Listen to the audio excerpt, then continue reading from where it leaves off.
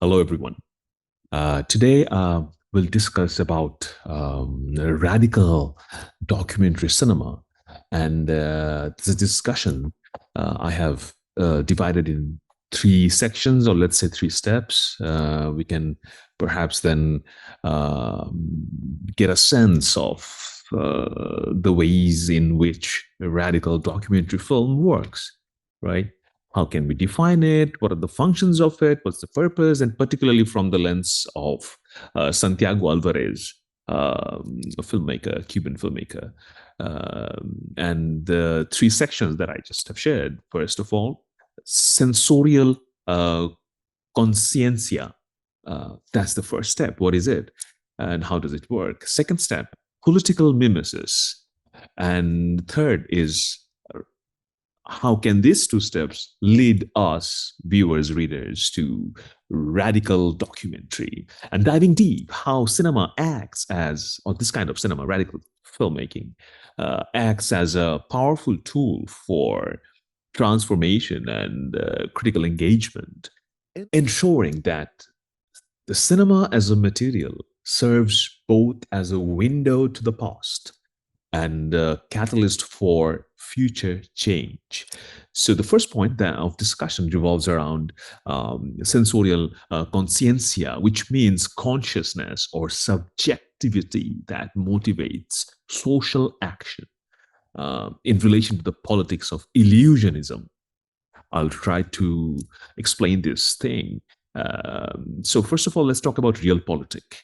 It's a German word, which means politics in reality, not in mind, not in ideological considerations, not abstract, not in morals, but in principles that we can see in front of us, practical. That means it has to be systematic or part of a system. It means it has to be governmental policy making, organizational things which are which has things that have things which have material existence, right? And this is Che Guevaran vision. It's also called Guevaran vision, which has been adapted by many filmmakers. This kind of Marxist notions have been adapted by many filmmakers in terms of, revolutionary practice that Marx defined as consciousness, circumstance, as well as individual human consciousness in a collective form. So when these two things meet, we see revolution in front of us. Now, filmmakers like Santiago Alvarez, who envisioned, like Che, a socialist state, a socialist society, not a communist or capitalistic society.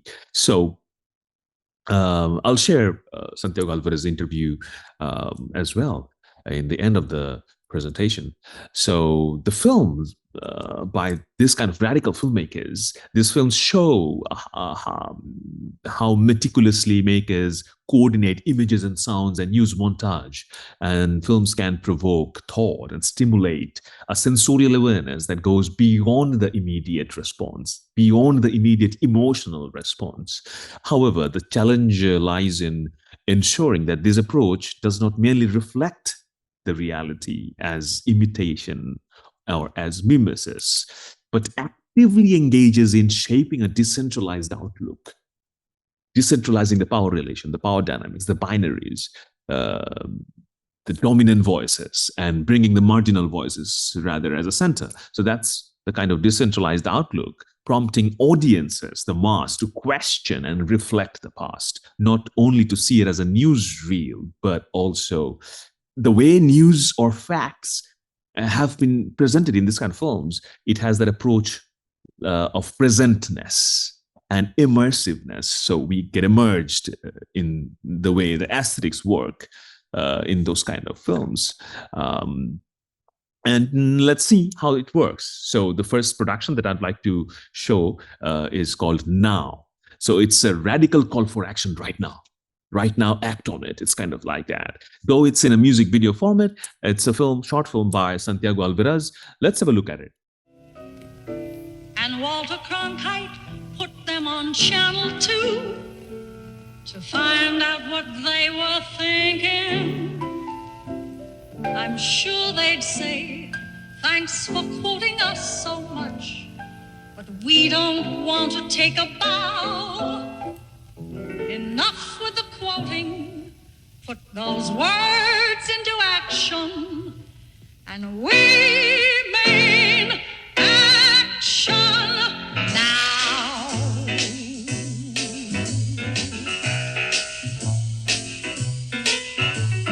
Now is the moment. Now is the moment. Come on. We've put it off long enough. Now, no more waiting, no hesitating. Now, come on, let's get some of that stuff. Hello, I'm back. I hope you enjoyed the short clips that I have shared. Now, talking about 79 Springtimes of Ho Chi Minh, which is our central discussion, the way aesthetics function in this cinema, and the way Alvarez theorized this cinema to be present, not only as a reflection of the past, but also how it is present still now. So those kind of clinical photos of disintended, so those kind of ghastly clinical photos, scarred skin, old scenes of Ho. So these are Alvarez reminders. Many critics say that these explosives still fall on the Indo-Chinese people. No, that horror continues. It's not only a past. And the way it is presented, let's have a look at it. The way the montage works, flower blooms, and then there's a text, we'll make a country 10 times better than this. I'm just translating this as a subtitle, the text that you'll see here right now. Let's have a look at it.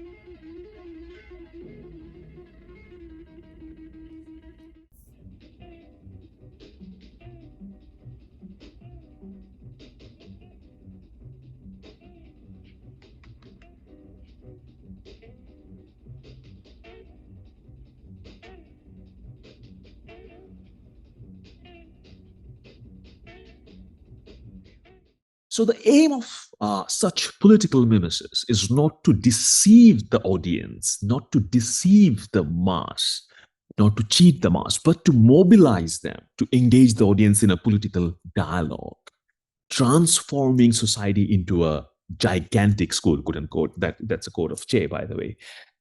As envisioned by Che Guevara, these filmmakers, like Santiago Alvarez, there are other makers like Union Maids, The Nation Erupts, and The Uprising of 34. And there is an attempt to challenge the dominant ideologies. Let's have a look at a few films of this kind. Then we'll get back to the second step of our analysis, political mimesis.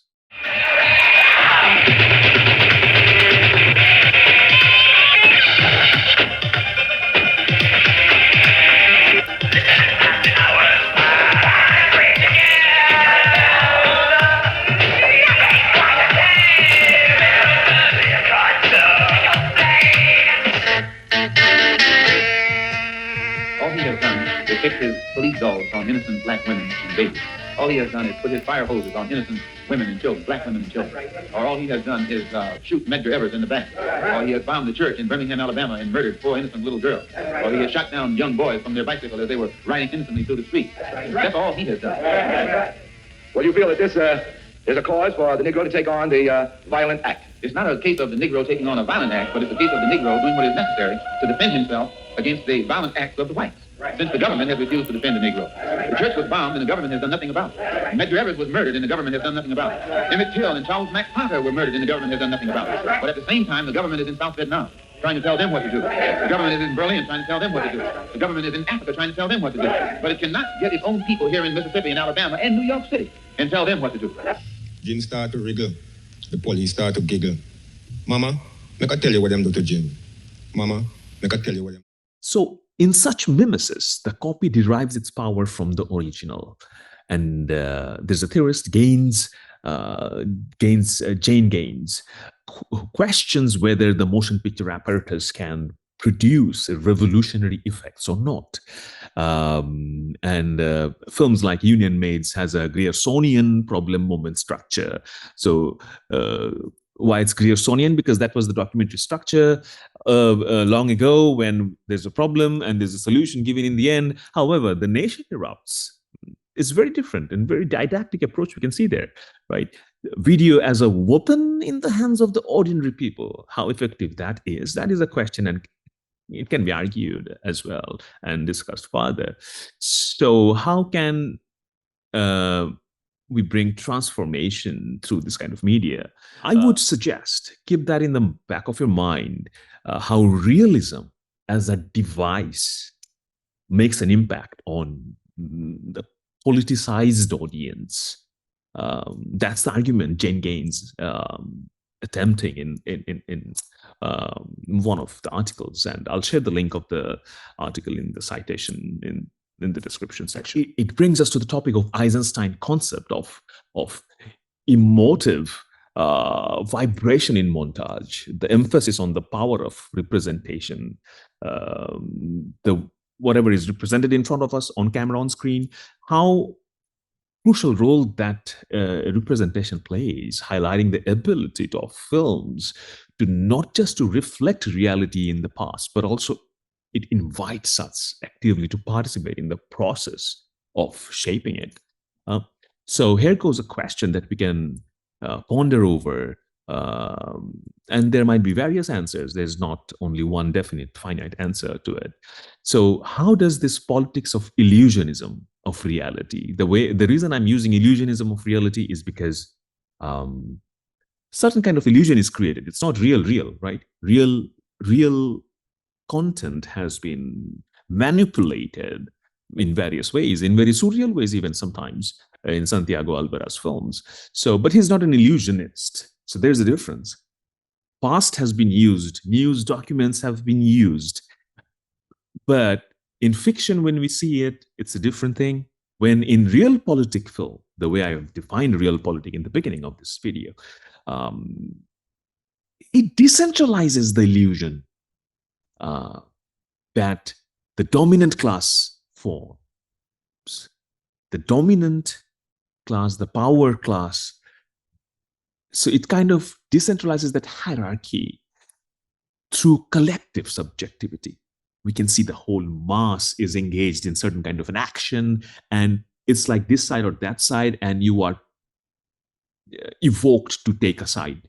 Which side are you? This side or that side? It's kind of like that. That kind of approach is, or style is that in those kind of films. So it's like subjectivity means individual perception, but when it's a collective subjectivity, kind of a shared energy we can see, and that is out of the screen coming out to the audience, and audience get involved as well. That's very interesting. So so when subjectivity becomes collective subjectivity, two things are different. Then I guess we can say the politics of illusionism of reality in realpolitik films, it actually disrupts the hierarchy, according to me. In fiction, though, it's different, right? So radical films through newsreels, things that speak both now and also both then and now. I mean, from past and present. So it creates a bridge between the past and the present. fostering a sense of collective and engaged citizenry, right? And the central argument in one of the articles by Kleinhans, I'll share the link as well in the description. It says, the challenge lies in ensuring that films not only capture attention, but also a prolonged engagement and critical reflection, leading to an active participation of the ongoing transformation of political culture. That also Marxist and Che Guevaran perspective.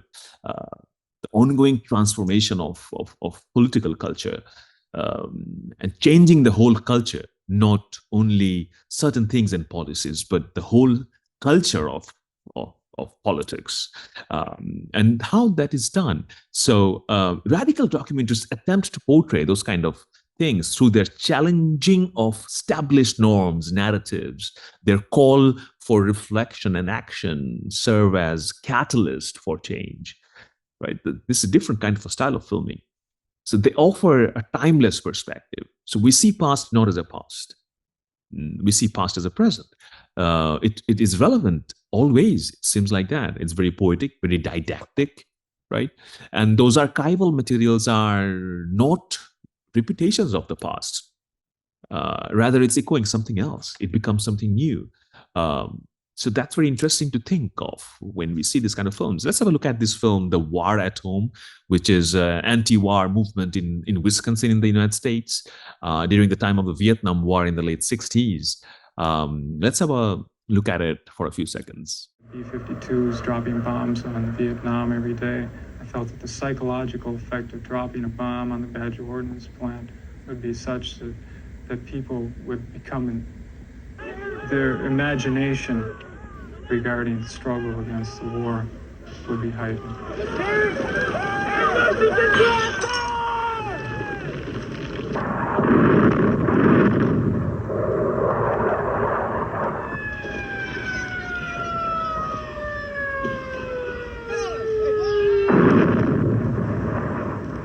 The air war had just simply taken off and intensified dramatically. And on campus, there was a greater sense of frustration every day. It looked like the war was never going to end. It was only getting worse. And then Nixon invaded Cambodia. Tonight, American and South Vietnamese units will attack the headquarters for the entire communist military operation in South Vietnam.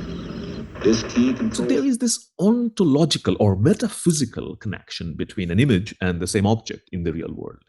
Right? So what we see in the real world and when it becomes an image, there's a huge difference. Lots of aesthetics involved when it becomes an image, as Andre Bazin claims as well. On the other hand, Jean-Louis Baudry theorizes the function of camera, the cinematic apparatus, and the dominant aesthetic practices that work to enforce a problematic and ideological subject position, the way we see the subject on camera. Now, this kind of radical documentary decentralized it, the way we see the object on camera, totally disrupted the traditional norms of perceiving an object on camera, on screen. So there's an article by Professor Josh Malitsky, A Certain Explicitness, Objectivity, History, and the Documentary Self. I'm citing in the description section this one as well. And he said in the article, in so doing, cinema can undermine the dominant class, gender, racial, and ethnic positions that naturalizes, that masquerade as natural, as emerging or as emanating objectively from the historical world. So the question is, if an image is reality mimed by cinema, working as a window to access the past, right? That works as a relay, that Baudry says, to reflect with a decentralized outlook. So does such space. So does such poetic didactic approach, that's my words, I'm saying it's poetic didactic, in documentary practice, emerging out of objectively from the historical world, where we see truth and reality in this kind of things. Can we define what is truth? Can we define what is reality? We can think about it and discuss further. Just before getting to a final concluding note, we should think from Santiago Alvarez's perspective, the way he addressed it. Truth is not ultimate or absolute truth. To him, truth was the false consciousness, the hegemonic truth, the dominant truth that the power class imposes. So, in order to disrupt that, in order to deconstruct it, so there again comes the concept of Lacanian real, right? So the real that we don't see, that doesn't exist. The best metaphor is the chessboard metaphor that is very popular while discussing Lacan's mirror stage. So Jack Lacan's mirror stage is like the symbolic, the imaginary, the real, three aspects, right? The symbolic and the imaginary things are on the chessboard. We have a pawn, a king, a queen, and a knight, and the bishop. So these are symbolic. Imaginary is how they can move. It goes 2.5, it goes that vertically, it goes horizontally, and whatever. So that's imaginary. So what is real then? Everything is constructed by certain dominant powers. So what is real then? When a dog jumps over the board and thrashes it all over the floor, that's real. That's the real out of the box that we can never think and code, right? So that's what Jack Lacan's, in a very briefly manner, I have said with an analogy. It's called the chess analogy to understand Jack Lacan's, the mirror stage. So anyway, so the real, in order to understand the real, we see these kind of poetic didactic approaches in Santiago Alvarez films, which is very fascinating and interesting thing to talk about. So truth that is visible in front of us, we have to question, is it the deceptive truth, the hegemonic truth, the truth of the power class, the truth of the opium of the mass? So that's a question we can address. And let's conclude with Santiago Alvarez's own words. Let's see what he says. The floor goes to Alvarez. Thank you. El comunismo es la mejor arma que tienen los líderes que quieren convertirse a perpetuidad en directores de un país para explotar al pueblo.